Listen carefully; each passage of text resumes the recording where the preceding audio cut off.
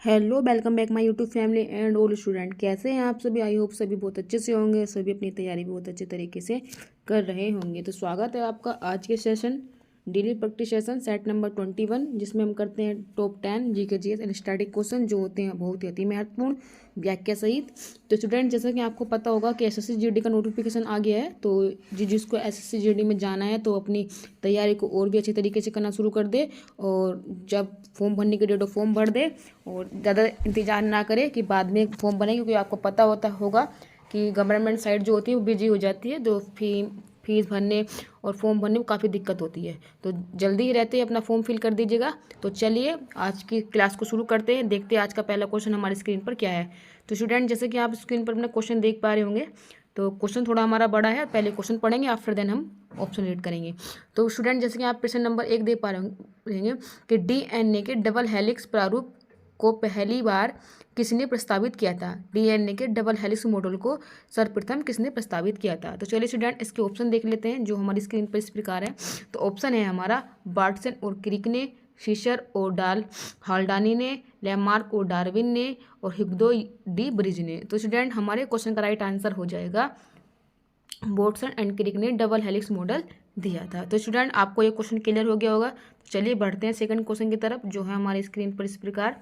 तो student, option पहले question पढ़ेंगे कि मिट्टी के घड़े में निम्न में से किस क्रिया के कारण जल ठंडा रहता है। स्टूडेंट, आपने देखा होगा जब हमारे पास पहले ज़माने में फ्रिज वगैरह नहीं होते थे, तो हम ठंडे पानी का यूज किस घड़े से करते थे, और वो घड़े का ठंडा पानी किस कारण से रहता था, वही हमको आंसर में बताना है। तो चलिए इस पर ऑप्शन रीड कर लेते हैं। तो ऑप्शन हमारी स्क्रीन पर है द्रवण के द्वारा, ऊर्ध्वपातन के द्वारा, बाष्पीकरण के द्वारा, संघनन के द्वारा। तो स्टूडेंट, हमारे क्वेश्चन का राइट आंसर हो जाएगा बाष्पीकरण के द्वारा।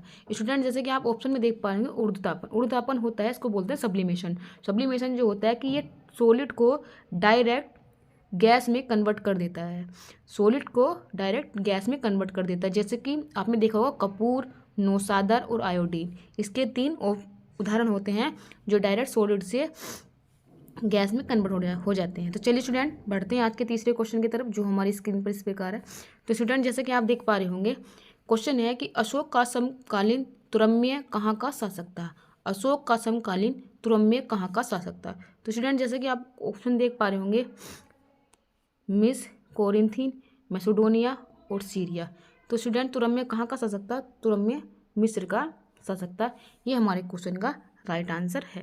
चलिए स्टूडेंट, बढ़ते हैं आज के फोर्थ क्वेश्चन की तरफ, जो हमारी स्क्रीन पर इस प्रकार है। तो राजा राम मोहन राय को किस मुगल शासक ने राजा की उपाधि दी थी, यानी कि इनको राजा का टाइटल किस मुगल शासक ने प्रदान किया था। तो ऑप्शन है हमारे पास अकबर फर्स्ट, अकबर सेकंड, फर्रुखसियर, बाबर। तो स्टूडेंट, जैसे कि आपको पता होगा, ये हमारे ऑप्शन नंबर 2 अकबर द्वितीय ने इनको राजा की उपाधि प्रदान की थी, और अकबर सेकंड ने ही इनको अपनी पेंशन बढ़वाने के लिए कहाँ भेजा था? ब्रिस्टल, और ब्रिस्टल में ही इनकी डेथ हो गई थी, तो इनकी समाधि भी ब्रिस्टल में ही बनी हुई है। राजा राम मोहन राय ने क्या ब्रह्म समाज की स्थापना की थी, जो की थी उन्होंने 1828 में, और आत्मीय सभा और वेदांत कॉलेज की स्थापना भी राजा राम मोहन राय ने की थी, जैसा कि आप सभी जानते हैं। तो स्टूडेंट, अगर आपको क्लास और कंटेंट पसंद आ रही है तो प्लीज़ चैनल को सब्सक्राइब कर लीजिएगा, बने रहिएगा यूट्यूब चैनल पर। आपकी तैयारी संकल्प हमारा, ये मेरी टैगलाइन है। तो चलिए क्वेश्चन नंबर 5 पढ़ लेते हैं। लोकसभा और राज्यसभा की संयुक्त बैठक किसके द्वारा आहूत की जाती है। लोकसभा और राज्यसभा की संयुक्त बैठक किसके द्वारा आहूत की जाती है। जैसे कि आपको पता होगा कि प्रीवियस क्लास में मैंने ये टॉपिक क्लियर कर दिया था, बट मैंने क्वेश्चन नहीं रखा था, तो इसीलिए आपकी तैयारी को देखने के लिए, मजबूत करने के लिए और रिपीट करने के लिए मैंने इस क्वेश्चन को रख दिया है। तो कौन उसको आहूत करता है? राष्ट्रपति के द्वारा, लोकसभा के अध्यक्ष के द्वारा, संसद द्वारा, क्या राज्यसभा के सभापति के द्वारा। तो स्टूडेंट, जैसे कि आपको मालूम होगा कि लोकसभा और राज्यसभा की संयुक्त बैठक का जो आहूत करता है वे होते हैं हमारे राष्ट्रपति। और किस आर्टिकल के तहत? 108 आर्टिकल के तहत राष्ट्रपति बुलाता है। लेकिन संयुक्त बैठक बुलाता राष्ट्रपति है, लेकिन इसकी अध्यक्षता कौन करता है? अध्यक्षता करता है लोकसभा का अध्यक्ष। तो चलिए स्टूडेंट, ये आपको क्लियर हो गया होगा। बढ़ते हैं आज के क्वेश्चन की तरफ, जो 6 क्वेश्चन हमारी स्क्रीन पर इस प्रकार से है।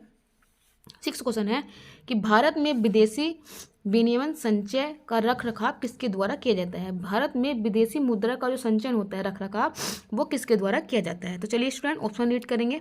ऑप्शन हमारी स्क्रीन पर है भारतीय स्टेट बैंक के द्वारा, भारतीय रिजर्व बैंक के द्वारा, वित्त मंत्रालय, भारत सरकार द्वारा, क्या भारत के आयात निर्यात बैंक के द्वारा। तो स्टूडेंट हमारे क्वेश्चन का राइट आंसर हो जाएगा आरबीआई, यानी कि भारतीय रिजर्व बैंक के द्वारा ही विदेशी मुद्रा का विनिमय का रख रखाव किया जाता है। और आपसे स्टूडेंट अगर पूछे कि आरबीआई की स्थापना अधिनियम 1934 के तहत 1935 में की गई थी। स्टूडेंट एक इसमें क्वेश्चन बनता है कि जब इसकी स्थापना की गई थी तब इसका हेडक्वार्टर कहाँ था, तब इसका हेडक्वार्टर कोलकाता में था, लेकिन वर्तमान में कहाँ है, वर्तमान में मुंबई है। और किस समिति की सिफारिश पर हुई थी, तो यंग हिंडल आयोग की सिफारिश पर ही भारतीय रिजर्व बैंक की स्थापना की गई थी। तो चलिए स्टूडेंट ये आपको क्लियर हो गया होगा, बहुत अच्छे से समझ में भी आ गया होगा। बढ़ते हैं आज के 7वें क्वेश्चन की तरफ, जो हमारी स्क्रीन पर इस प्रकार है।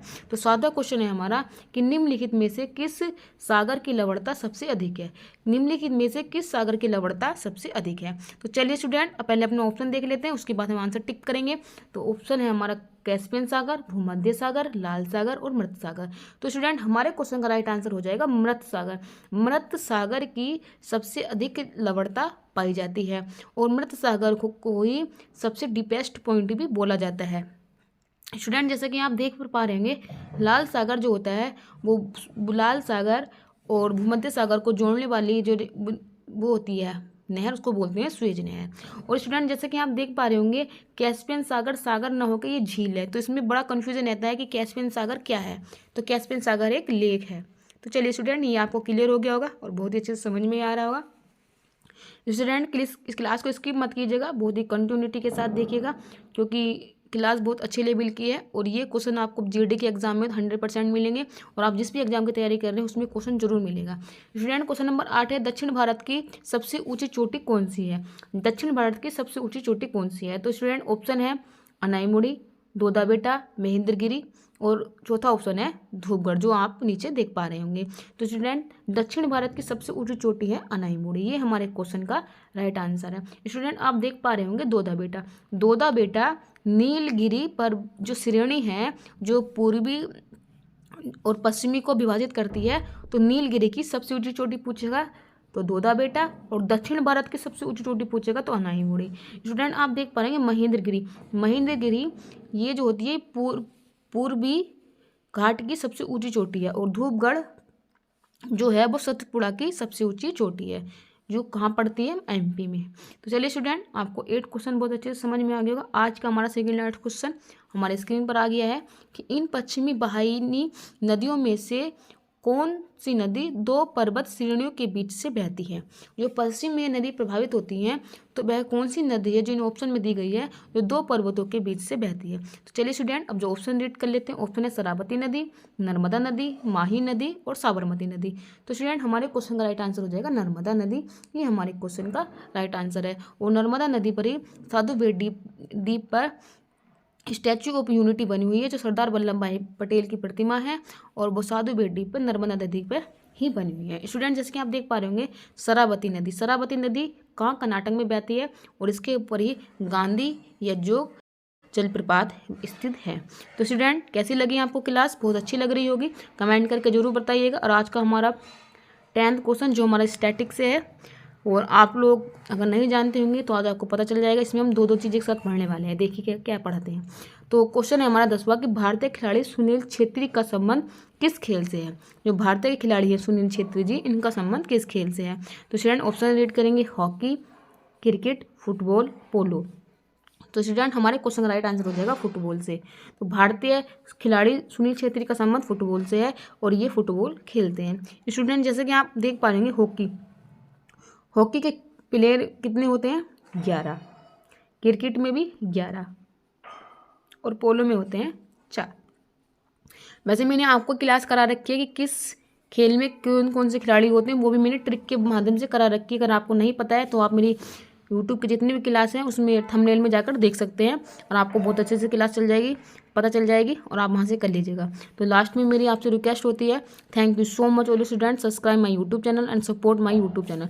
तो स्टूडेंट कैसी लगी आपको क्लास, कैसा लगा कंटेंट। अगर आपको क्लास कंटेंट और सब कुछ अच्छे से समझ में आ रहा है, सब कुछ अच्छा लग रहा है, तो प्लीज़ चैनल को सब्सक्राइब कर लीजिएगा, बेल आइकन को प्रेस कर लीजिएगा, कोई भी इन्फॉर्मेशन कोई भी जानकारी आपसे स्किप ना हो और एकदम क्लास आपके लिए एकदम अच्छी है और एकदम आपके लिए बहुत ही रामबाण साबित होगी क्लास। तो please support my channel and subscribe my YouTube channel. आज के सेशन में बने रहने के लिए थैंक यू सो मच। मिलते अगले सेशन में। Thank you so much.